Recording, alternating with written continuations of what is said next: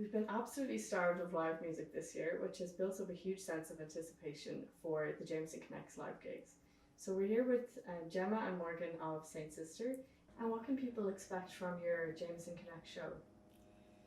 Well, we're very privileged to be singing with Lisa, which is such a treat always. We are singing a song that we've just released, and we recorded it last year with her. And yeah, just every time we get to sing with her, it's lovely. So I guess that collaboration would be the highlight of the show for me. Mm-hmm. And what was the writing process like with Lisa? I think you guys go back quite a while, don't you? Yeah, we first met her at in Dingle at Other Voices, and we were so starstruck. We were just such big fans of hers, and she invited us on a month's tour around Europe a couple of months later, and that was just such a dream come true. We'd never experienced a tour at that level, and she asked us to sing with her every night, so it was just such a lovely experience. And then when it came time to write this next album, we had this song, and I brought it to Gemma, and she kind of had this idea of a 3-part harmony.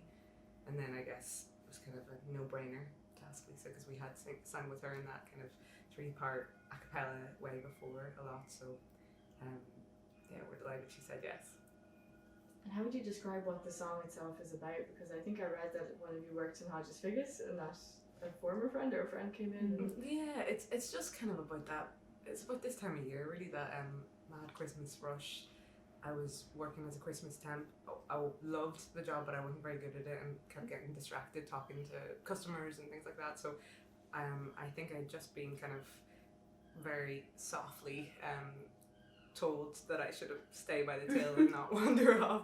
But I probably took that to heart and was a bit panicked. And then, yeah, somebody came in, and basically I was trying to process that situation, but also serving customers, and it's that kind of confluence of things that can happen in a split second when you're really panicked and under pressure, but it's a good thing, and you're just trying to process it all. And then yeah, the song kind of goes out of that. And did you have anything to keep yourselves kind of from going around the bend? We kind of, I guess we just like catapulted ourselves, tried to back into the like writing head.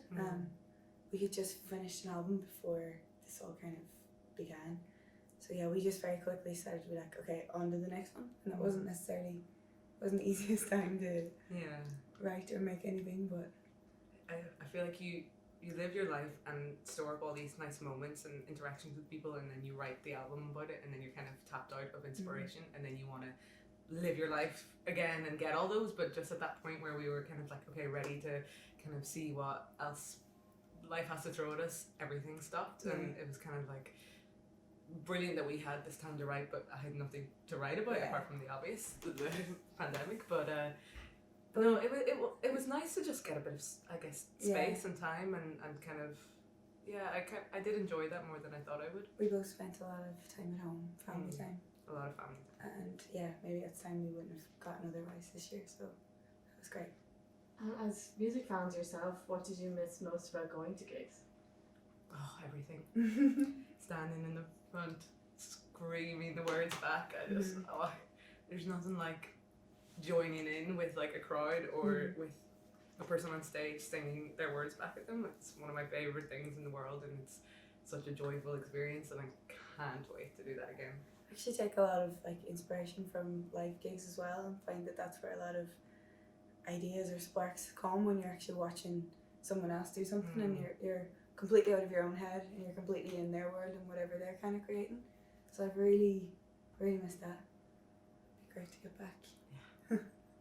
And what are both of your plans for Christmas this year?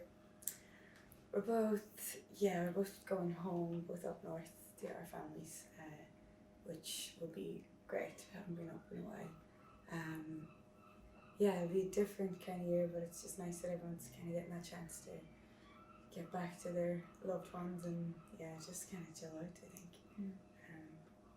So Derry, Belfast. So 2020 has been a year where music has been completely put on hold, especially live music, but that definitely makes your Jameson Connect gig even more exciting. So we're here today in the Palace Bar in Fleet Street with the lovely Irish singer-songwriter Lisa Hannigan. So let's dive right in and ask you how you're feeling today. Playing your first gig maybe in a while.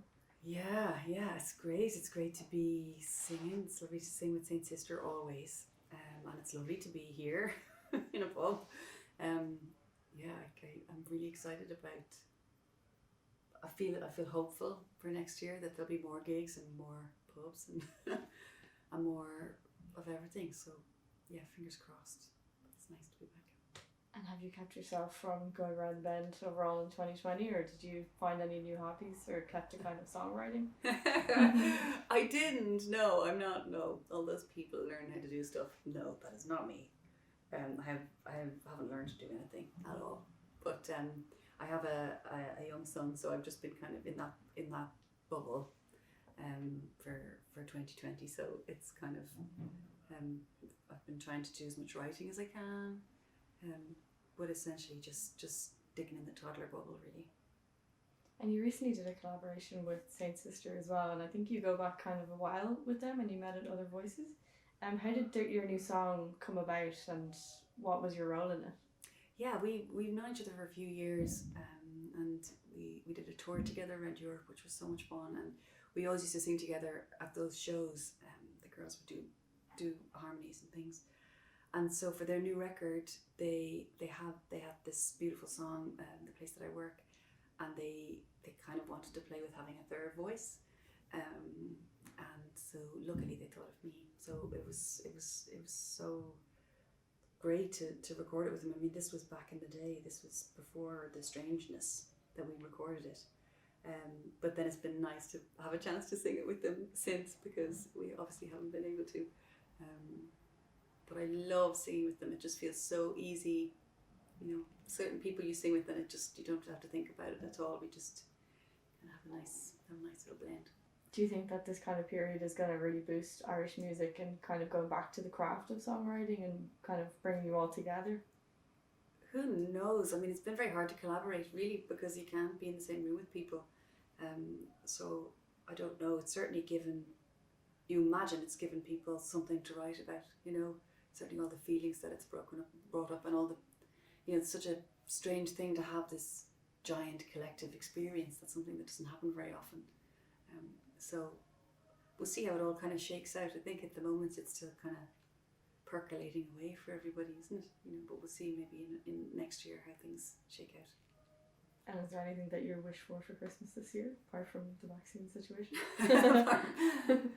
I just hope that we get some semblance of normality soon. You know, for all of our sakes. I think we all have realised how important being together is, and there's so much this year that we realise we've taken for granted, you know. So I'm just really excited about just having a little bit of that normality back.